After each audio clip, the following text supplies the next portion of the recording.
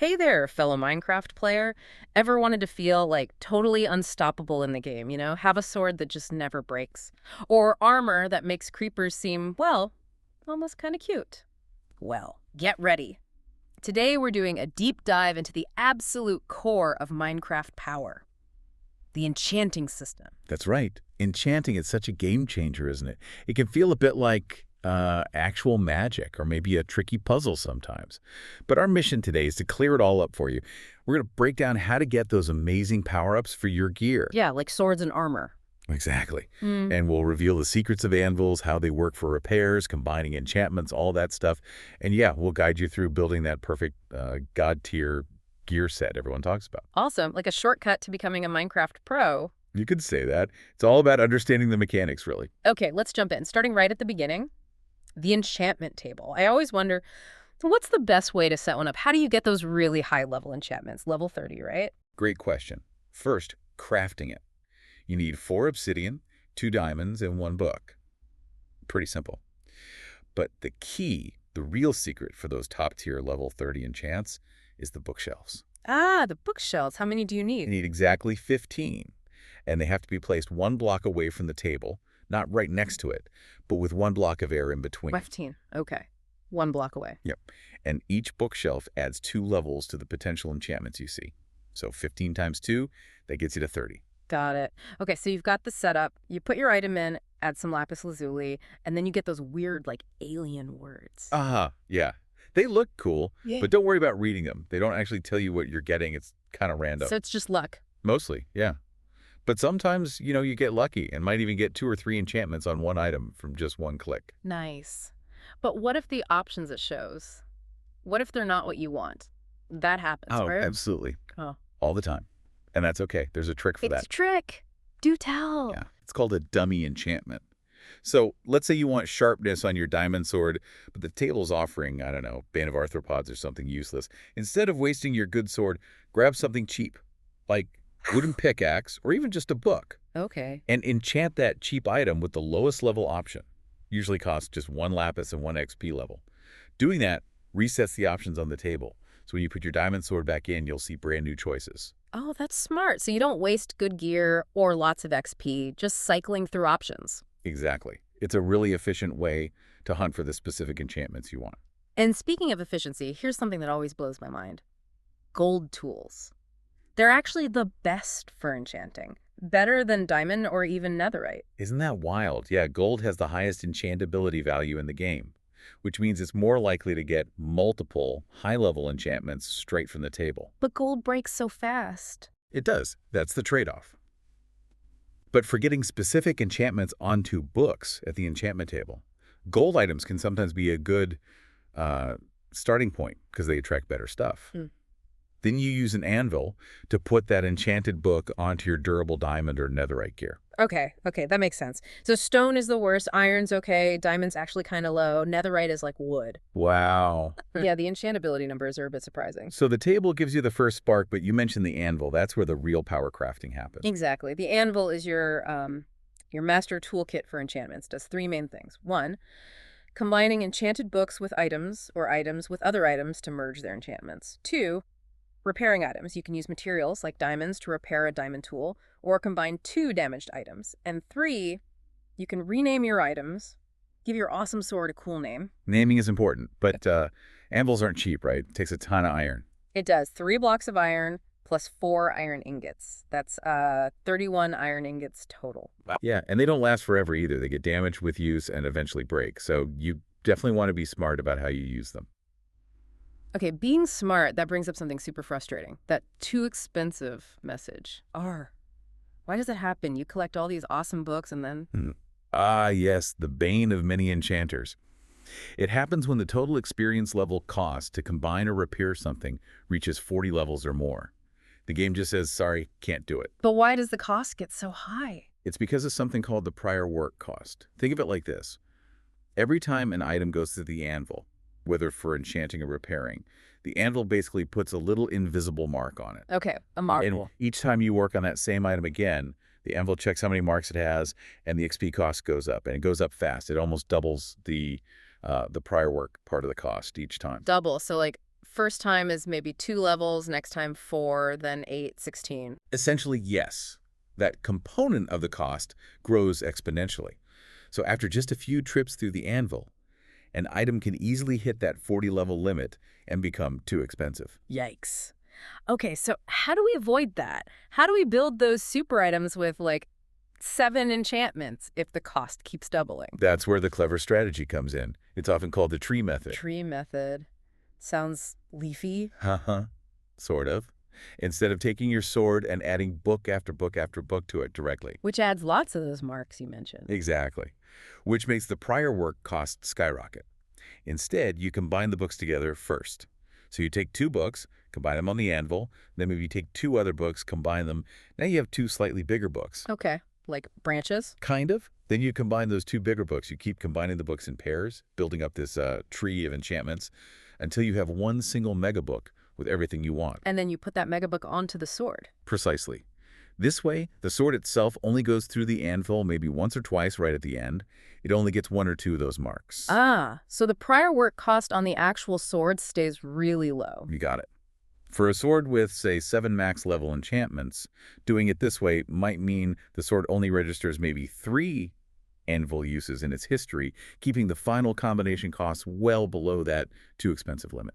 That's genius. It sounds like a bit more planning, maybe like doing some crafting homework. It is a bit more planning, yeah. You got to think about the order you combine things. Some clever players have even figured out the absolute most efficient orders to combine books to minimize the total XP cost. Wow. Okay, so for someone just starting, maybe just enchanting at the table is fine, but for that ultimate gear. For the ultimate gear, the tree method is pretty much essential if you want lots of top-tier enchantments without hitting that too expensive wall. It saves you a ton of experience levels in the long run. Like that 7 enchantment sword, adding them one by one could easily cost hundreds of levels, if it's even possible. The tree method brings it down to around 49 levels total. Much more manageable. Okay, 49 levels is still a lot, but way better than too expensive. Right, let's get into the specifics then, the fun part. Building the god tier gear. What enchantments make the ultimate sword? All right, the ultimate sword. You definitely want sharpness of 5th. It's max level. Huge damage boost against everything. Then looting 3 gets you way more drops from mobs. Super useful. Sweeping edge 3, if you're on Java Edition that lets you hit multiple enemies at once with a sweep attack. Really good for crowd control. Oh yeah, I play Java. Sweeping Edge is awesome. Then Unbreaking 3 makes your sword last way, way longer. Reduces the chance it uses durability. And the absolute must-have, Mending. The one that repairs your stuff using XP. That's the one. Any experience orbs you pick up go towards repairing the item automatically. With Mending and Unbreaking, your sword can basically last forever. Okay, sharpness, looting, sweeping edge, unbreaking, mending. That's 5. Are there more? Yep. You can also add Fire Aspect 2, sets mobs on fire, plus it cooks meat drops instantly, and Knockback 2 pushes enemies further away when you hit them. Really good for keeping creepers at a distance. So that's 7. Sharpness of 5th, looting the 3rd, sweeping edge 3rd, unbreaking 3, mending, fire aspect 2, knockback 2. Wow. That is an ultimate sword. It really is. And remember, using that tree method we talked about makes putting all 7 on one sword actually possible and reasonably affordable in terms of XP. Incredible. Okay, what about armor? Let's start with the helmet. Right, armor. Mending and Unbreaking 3 are pretty much standard for all pieces if you can get them. Always top priority. For the helmet, you want Protection Thor. That's the best general damage reduction. Then Aqua Affinity. This lets you mine underwater at normal speed. Without it, mining underwater is painfully slow. Yeah. And Respiration 3 lets you breathe underwater much, much longer. Combine these 3 plus Mending and Unbreaking. Protection, Aqua Affinity, Respiration. Okay. What about the chestplate and leggings? Are they simpler? Yeah, usually simpler. For the chestplate and leggings, the main goals are Protection 4, Unbreaking 3, and Mending. That gives you huge survivability. Makes sense. Maximum protection. And boots. You mentioned they have lots of options. Boots are fun. You definitely want Protection 4 and, of course, Unbreaking the 3rd and Mending. But then you add Feather Falling the 4th. This is so important. Massively reduces fall damage. If you use an Elytra, it's practically essential. Oh yeah, Feather Falling has saved me countless times. Then Soul Speed 3. This one only works when you're walking on soul sand or soul soil, mostly found in the nether, but it makes you zoom super fast on those blocks. And finally, Depth Strider 3. This lets you move much faster underwater, so combine that with Respiration and Aqua Affinity on the helmet, and you become an underwater ninja. Wow, fully kitted out for land, air, and sea. Okay, armor covered.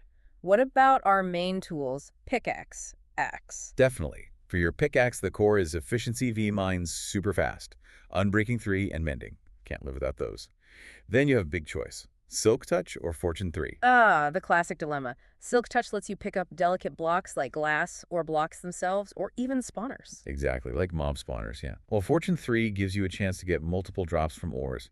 More diamonds, more coal, more emeralds. So most people end up making two pickaxes. One silk, one fortune. Very common, yeah. It's hard to choose. Now, for the axe, again, efficiency V, unbreaking 3, mending. But here's a pro tip. Add sharpness the 5 to your axe. Sharpness on an axe. Yep. In Java Edition especially, axes with sharpness actually do more damage per hit than swords, though they attack slower and don't have sweeping edge. It makes your axe a really powerful backup weapon. Plus, it still chops wood super fast. Huh. Never thought of that. Okay, axe weapon. What about ranged? Bows. Tridents? Good call. Yeah. For the bow, you want power V for maximum damage. Unbreaking 3 is essential too. Then you choose between infinity or mending. Infinity means you only need one arrow in your inventory to shoot forever.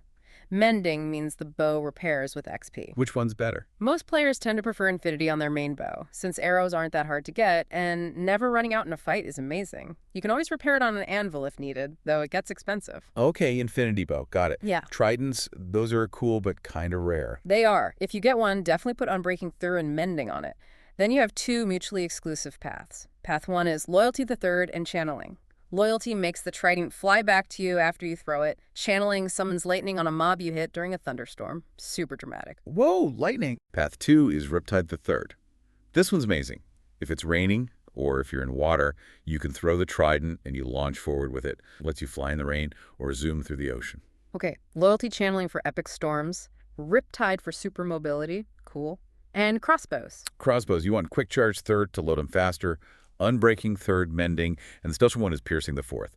Arrows shot from a piercing crossbow go right through mobs and can hit others behind them. Piercing! Like a sniper rifle. Awesome. Any other quick mentions for enchanting? Yeah, don't forget your other tools. Shears can get Efficiency V, Unbreaking Third, and Mending, great for collecting leaves or wool super fast. Fishing rods benefit hugely from Luck of the Sea Third, better treasure, and Lure 3, faster bites, plus Unbreaking and Mending. Even Flint and Steel can get Unbreaking and Mending.